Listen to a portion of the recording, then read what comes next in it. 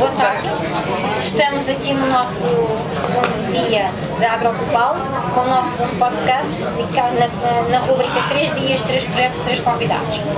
Hoje dedicado ao solo e à sustentabilidade. Para isso temos aqui no nosso painel de ilustres convidados, Maria do Céu Godinho, da Escola Superior Agrária de Santarém, Rafael Carvalho, técnico do Centro Operativo Tecnológico Hortifrutícola Nacional, e a Francisca Ramos, da Sociedade Agrícola São João de Brito. Sejam bem-vindos. Eu gostaria de começar este podcast hoje a colocar uma questão à Maria do Céu, sendo ela uma mulher que sempre esteve dedicado à proteção das plantas. O que é que ele levou a olhar para a saúde do solo? Paula, eu partilho contigo uma história que tu conheces bem, porque isto foi uma história com capítulos partilhados, não é? E foi com o Cotton, e foi com produtores. Na realidade, de uma forma clássica, fomos sempre abordando a proteção das plantas daquela forma que nós conhecemos, que é reconhecer o inimigo, perceber os fatores de nocividade e aquilo que promove o desenvolvimento do inimigo e o porquê daqueles acontecimentos de estragos na cultura, e depois estudar imediatamente como monitorizar, como estimar o risco e como tratar. Esta é a abordagem clássica, simplificada, daquilo que tem sido o caminho na proteção das plantas. Acontece que, e fruto de trabalharmos muito em sistemas simplificados, esse sim, mas também bastante intensificados naquilo que diz respeito ao uso de inputs e aos níveis de produtividade que se desejam ter, estamos a falar das típicas culturas em monocultura na região do Vale do Tejo, a questão colocou-se de uma forma muito mais complexa. E no momento em que percebemos, e não fomos só nós que percebemos porque uma estrelinha nos disse, foi porque a literatura, a informação científica foi-nos dando nota disso. E então houve de facto um momento em que, em grupo focal, pensando nos futuros projetos e nas abordagens a fazer na proteção das plantas neste tipo de culturas, claramente e em grupo focal, isto não foi a ideia de ninguém, foi um conjunto de circunstâncias que nos levou a perceber que a proteção das plantas neste tipo de culturas não poderá ser mais, e portanto foi quase um ponto final, abordada desta forma simplista e clássica. E por isso, aquilo que nós dizemos de uma maneira muitas vezes bonita, que o sistema tem que ser visto de uma forma holística, global, tendo em consideração todos os aspectos, inclusivamente aquele que estava mais ou menos esquecido na proteção das plantas, que é o solo, a saúde do solo e tudo aquilo que nele habita e que vai promover um conjunto de circunstâncias nas plantas, circunstâncias essas que nós conhecemos também da ciência e que dizem respeito às defesas que as plantas desenvolvem num determinado contexto, e esse contexto também depende da saúde do solo. E portanto, à medida que o tempo foi passando, e o tempo foi um tempo curto, foi a passagem de um projeto para o outro projeto, e quando terminámos um projeto e começámos a desenhar outros projetos, porque os problemas continuam a existir, porque temos novos problemas, efetivamente foi necessário pensar, não há proteção das plantas sem, primeiro que tudo, termos um sistema com saúde, e a saúde começa no solo. E foi aí que a equipa que nunca se dedicou ao solo, não somos do solo, nunca trabalhámos com o solo, e continuamos a trabalhar nas mesmas linhas, nos preocupámos em desenhar uma forma de abordar o sistema bastante diferente, não é? Em que os aspectos a considerar em termos de estudo, de avaliação e até de tomada de decisão passaram a ser centradas no solo. E portanto houve aqui uma oportunidade para juntar pessoas de áreas científicas diferentes, e Paula permite-me dizer que na realidade o homem tem esta necessidade enorme de compartimentar áreas científicas, é para nos simplificar a vida, não é? E por isso é que nós temos os solos, a água, as fitotecnias e depois a proteção das plantas e por aí adiante, mas na realidade a agronomia precisa de todos, de uma forma bastante interdisciplinar e bastante relacionada. Estes projetos têm permitido isso, de modo que nós não nos apelidamos e não seremos especialistas em solo, continuamos a ser pessoas profissionalmente afetas à proteção das plantas, mas neste contexto deste tipo de culturas não há proteção das plantas e saúde do solo. Não sei se ficou bem explicado. Obrigada. Pegando um bocadinho naquilo que estavas a mencionar, efetivamente, as diversas áreas que são importantes, que estejam interligadas, a ecologia é uma dessas áreas. E hoje em dia, um dos conceitos que é muito, de facto, falado, que toda a gente utiliza, é o conceito de agroecologia. Eu desafiava aqui o Rafael, enquanto biólogo, aqui a clarificarmos um bocadinho o conceito de agroecologia, mas a agroecologia num conceito de termos uma produção sustentável em termos de rentabilidade também, não é? Portanto, naquilo que é o setor de hortifruticultura. A agroecologia está efetivamente na ordem do dia, porque apresenta um conjunto de valências e se adapta a várias realidades da agricultura, seja ela mais intensiva ou menos intensiva, de maior dimensão ou de menor dimensão.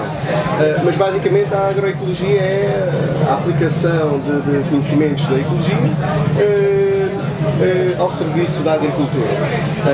E ao serviço da agricultura para encontrar-se um equilíbrio entre os recursos que são recursos naturais, recursos ambientais que são utilizados na agricultura, de forma a criar uma sustentabilidade viável e consentânea com a exploração agrícola.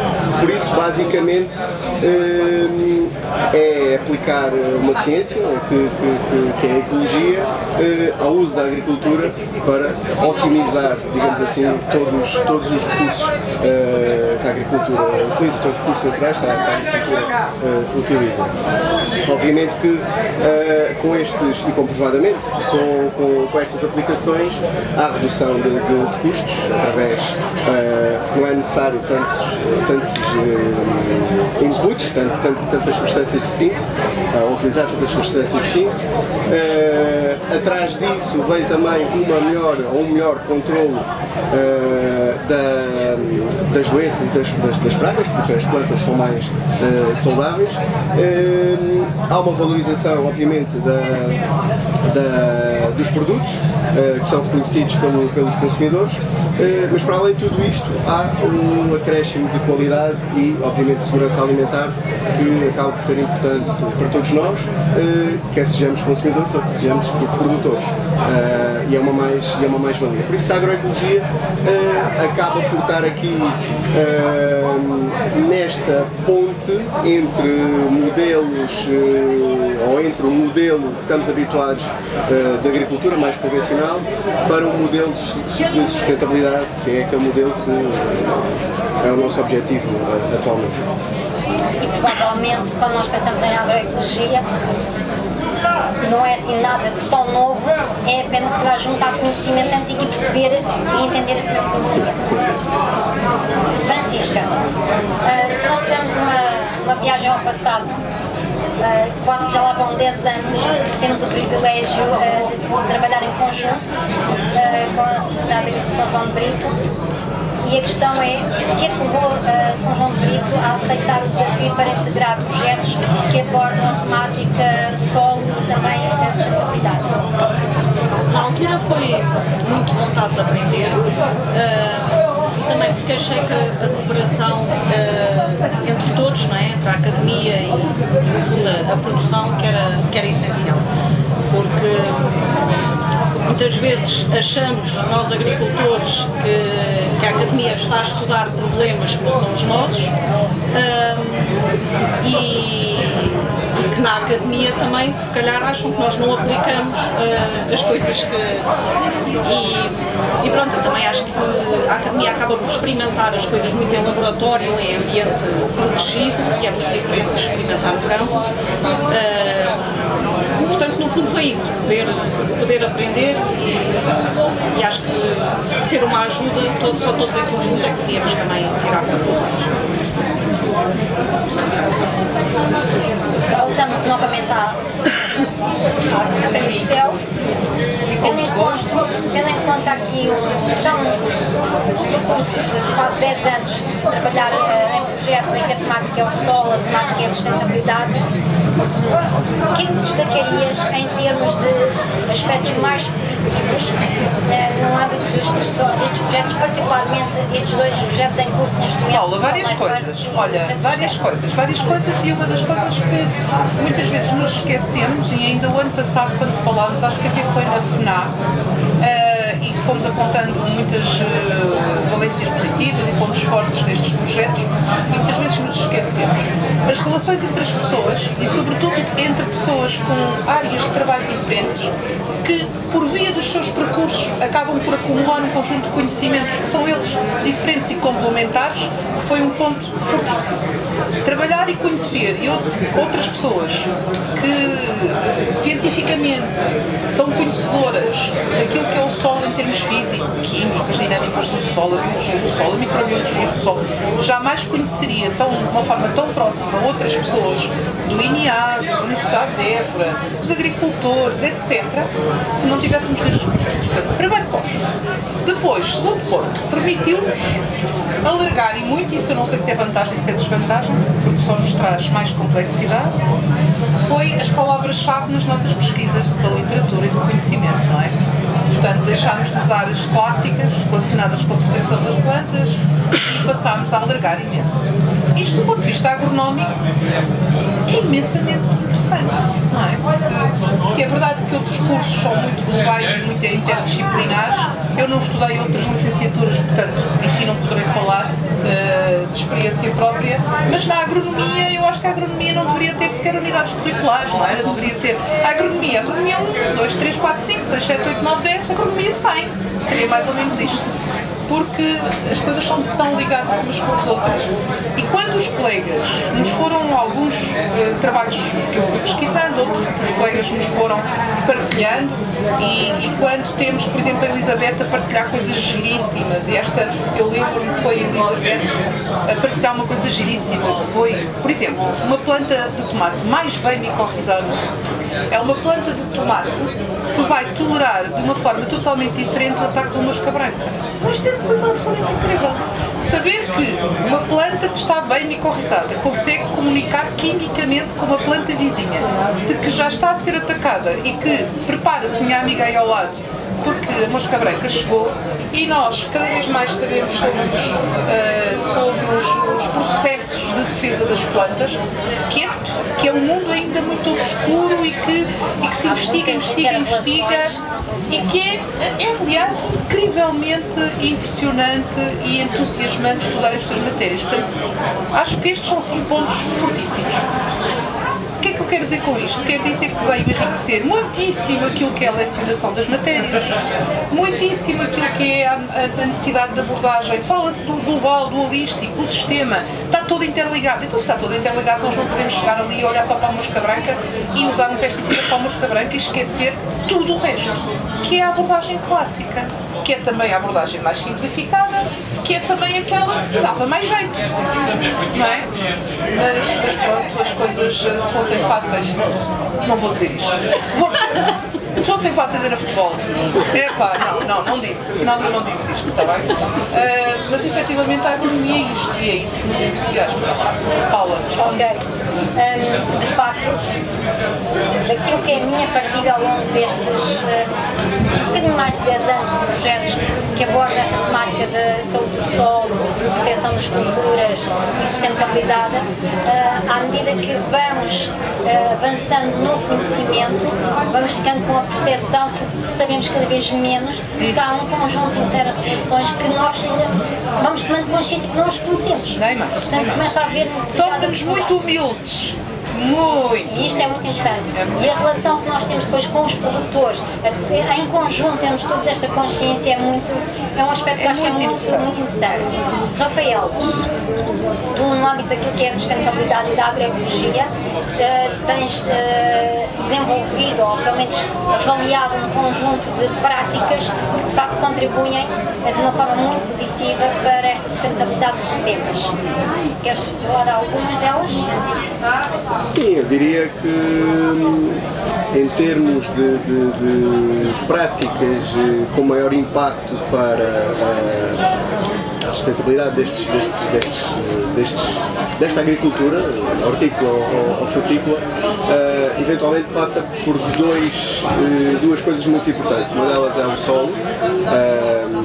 E como já vimos pelo exemplo da Maria do Céu, que o solo é determinante para a saúde das plantas, e essa comunidade viva que existe no solo é realmente determinante depois, não só na questão da saúde das plantas, mas a sua produção e eventualmente também a sua qualidade, que todos queremos. E o outro fator tem a ver com a questão da biodiversidade ao nível da vegetação, principalmente com a criação de habitats diferentes dentro das parcelas. Por isso, estas duas componentes para a sustentabilidade, em termos de agroecologia, podemos trabalhar para a sustentabilidade, diria que são as duas principais. Solo e habitats. Solo podemos trabalhá-lo de muitas formas, obviamente. Sabemos que mobilizar o menos possível é um fator determinante, mas para além disso, manter uma cobertura vegetal do solo, manter o solo protegido durante todo o ano é determinante para que essa comunidade, bactérias, fungos, até de matos, existem alguns matos bons e auxiliares na agricultura, estejam a contribuir realmente para a cultura, para a saúde da cultura, para a produção, para a qualidade. Do ponto de vista dos habitats, é relativamente fácil, por vezes, criar diversidade de habitats dentro da parcela agrícola, até porque muitas das vezes basta um ou dois arbustos diferentes, uma outra planta diferente dentro do contexto agrícola para fazer toda a diferença, para ser uma fonte de auxiliares que responde de uma forma muito mais rápida ao ataque da praga ou até eventualmente da doença que possa minimizar a doença. Por isso diria que estas duas componentes são fundamentais em termos de agroecologia e de sustentabilidade destes setores. Falaste num aspecto de uma ou outra planta que podia estar integrada. E muitas vezes essas plantas podem estar integradas naquilo que são as zonas quase que marginais na exploração. Portanto, sem dúvida. Contribuem de uma forma muito positiva para a sustentabilidade da exploração, sem que isso represente uma perda de área de cultivo. Sim, sem dúvida. E é preciso haver essa consciencialização por parte do produtor. Sim, sem dúvida. Francisca, desta participação destes projetos, certamente para além do conhecimento e da partilha que foi surgindo, que dificuldades é que sentiste que valeu a pena aplicar os resultados, que eram viáveis, que era replicável para o resto da exploração? O que é que tens a dizer a esse aspecto? Dificuldades eu acho que foram poucas, porque eu acho que na primeira reunião eu lembro-me de termos assim uma conversa de como é que eram as práticas e de quem reuniu comigo, acho que era a Elsa, já não lembro quem é que era mais, e que eu percebi que havia coisas que tinham pensado ou de algum tipo, sei lá, de algum tipo de tratamento ou de alguma coisa que as máquinas não funcionavam assim. Portanto, eu percebi que ao princípio é tal coisa, dentro do laboratório as coisas não funcionam como no campo e as máquinas do campo não faziam o que estavam. Mas acho que a partir daí que houve sempre o cuidado de toda a gente, nunca ninguém me disse não podes semear agora ou tens que colher mais cedo, portanto houve sempre adequar o que íamos experimentar, por exemplo as culturas de cobertura que começámos a experimentar, à minha data de colheita da cultura anterior, à data de sementeira, portanto nunca foi o contrário. E acho que o objetivo também destes projetos era ver coisas que se conseguisse aplicar na agricultura, na nossa realidade. Exatamente. Portanto isso foi sempre.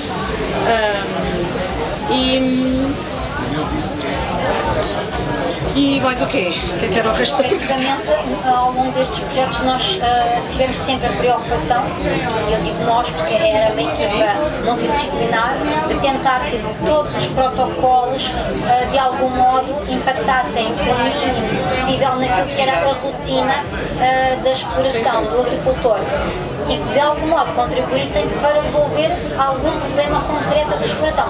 E quando disseste-se bem, recordaste efetivamente a primeira conversa que foi com a Elsa, faz todo o sentido. Portanto, a Elsa é um membro da equipa dos projetos iniciais.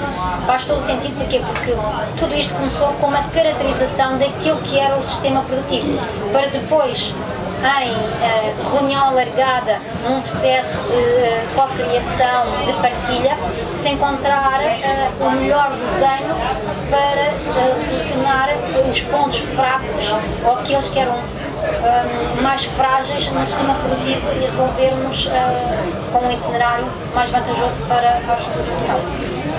Portanto, eu acho que sim.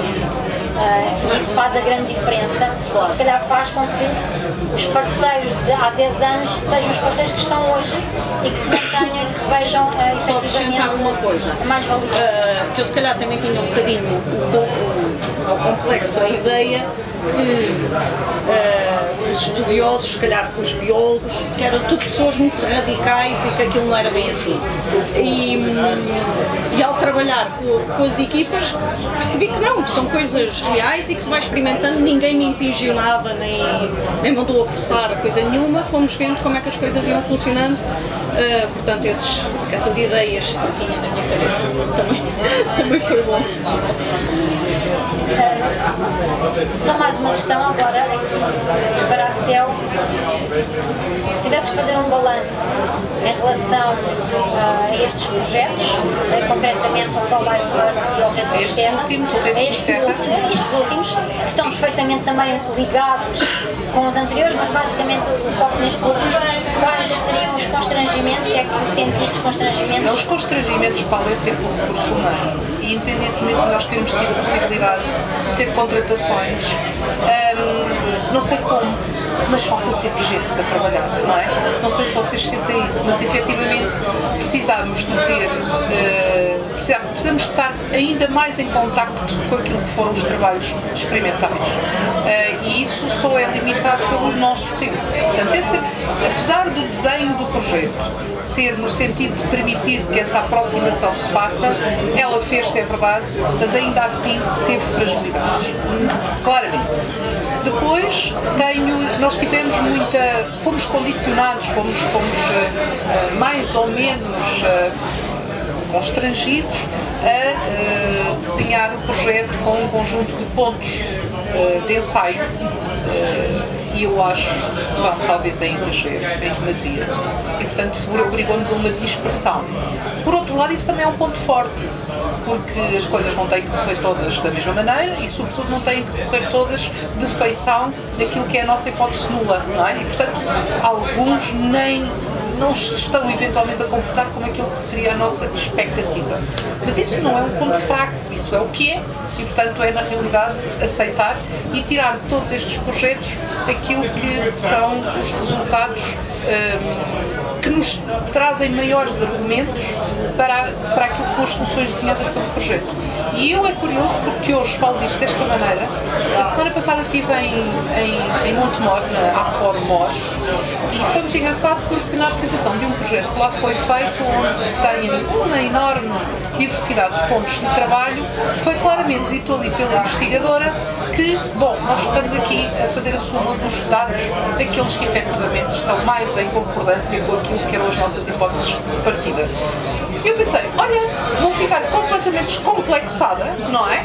Porque efetivamente nós temos é que agarrar aquilo que são os resultados de trabalhos que estão de feição com aquilo que são a informação científica, aquilo que eram as expectativas, porque são tantas as variáveis que nos são oferecidas em cada um dos pontos de trabalho que temos que aceitar que muitas vezes essas variáveis nos trazem um enorme lixo em termos de entropia, não é? E permitem-nos tirar menos conclusões do que nós gostaríamos de tirar. Aliás, as conclusões tiram-se sempre, podem não ser as conclusões no sentido que nós gostaríamos. Portanto, não há nada que eu gostaria de mudar assim de uma forma concreta e clara, não é? Mas obviamente que se desenhássemos estes projetos agora novamente, faríamos ali umas pequeninas alterações, não é? Pequenos ajustes. Claro, pequeninos ajustes. Sim, efetivamente, quando nós olhamos aqui para o Solar First, eu estava a olhar, nós temos 6 campos, que geograficamente estão dispersos. Se olharmos para o Redes Terra, são muito mais e são outros campos e a dispersão é muito maior. A dispersão foi muito grande. E isso vai de facto levar a que os recursos humanos sejam essenciais para poder acompanhar, sendo que se tivermos num sistema produtivo de horto-industriais, as janelas de trabalho sobrepõem-se, se tivermos num sistema de horticultura, as janelas também sobrepõem-se e, portanto, recursos humanos é algo que é Mas é uma aprendizagem e o caminho vai-se fazendo e vamos ter outras oportunidades e seja mais virado para o solo ou seja mais virado para a proteção das plantas, estes resultados obtidos nestes projetos vão, com toda a certeza, já condicionar o desenho dos novos projetos. Mas isso não tenho nenhuma dúvida, porque temos resultados muitíssimo interessantes e não só para os produtores e para nós enquanto equipa de investigação, mas eu gostava de realçar aqui um papel, e porque sou da Escola Agrária, não é? Dar nota do enriquecimento que estes projetos permitem na tarefa de ensino-aprendizagem e na lecionação das nossas aulas. É absolutamente enriquecedor. E dar-vos nota que uma expressão de um estudante que fez o trabalho final de estágio no âmbito destes projetos, e eles são muitos, que a determinada altura me dizia com um ar muito curioso, quando estava a observar para aquela bicharada toda minúscula que nós retiramos dos amostras de solo, dizia ele: eu nunca mais, e agora é a mesma frase dele, entre aspas, eu nunca mais vou olhar para o solo como olhava antes. Isto para mim é cereja no topo do bolo, missão cumprida, porque efetivamente esta geração de pessoas que nós permitimos que tenham um contacto com esta realidade do que é a importância da biodiversidade do solo e as suas funções, logo à partida enquanto estudantes de agronomia, são coisas que os vão condicionar para o resto da sua vida profissional. E isso eu gostava muito de fazer aqui um ponto forte, porque é a nova geração que vai tomar decisões, não é? Nós muitas vezes temos que pensar nisso. Agora só uma pergunta provocadora para o Rafael. Ecologia e agricultura, a relação é conflituosa ou pacífica? Tem sido conflituosa. Historicamente sempre foi conflituosa, principalmente pela competição de espaço. Depende dos casais. Sim. Não, mas historicamente sempre foi conflituosa, principalmente pela competição dos recursos, do território, da terra fértil, do solo fértil, mas há uns anos para cá acho que virámos um bocadinho ou estamos a tentar virar um bocadinho essa lógica e entrar num caminho mais pacífico, até porque já percebemos que a agricultura é essencial ao homem, mas a ecologia também ela é essencial. Essencial também para a própria agricultura ter a produção e a qualidade e a sustentabilidade que nós precisamos, nós, homem, precisamos para a nossa subsistência até como espécie. Por isso estamos a entrar num caminho que se quer de equilíbrio, onde estas duas peças fazem parte do mesmo motor e para o motor estar a trabalhar em estado ótimo, as duas peças têm de estar calibradas e a funcionar em conjunto. Portanto, devem andar a par. Devem andar a par, exatamente. Francisca, já para terminarmos, uma palavra que possa de algum modo caracterizar esta tua experiência e a participação nestes projetos. Uma palavra, duas palavras? Não, tem sido muito enriquecedora. E eu acho que, para mim, o que resume é passar a trabalhar com a natureza em vez de trabalhar sozinha, como se o solo não fizesse nada, fosse só para segurar as raízes. E aí é que está toda a riqueza. E, portanto, aos bocadinhos, tentar voltar a entrar nessa colaboração com a natureza em vez de trabalhar contra ela. E aí há de vir redução de custos. Que não será certamente de imediato, não é? É um caminho, mas que efetivamente nós acreditamos que conseguimos ter um equilíbrio e uma maior sustentabilidade, não só em termos ambientais, produtivos, mas também em termos económicos, que é fundamental, porque sem isso nenhuma exploração conseguirá permanecer, perpetuar ao longo do tempo. Obrigada a todos. Obrigada, Paula. Obrigada.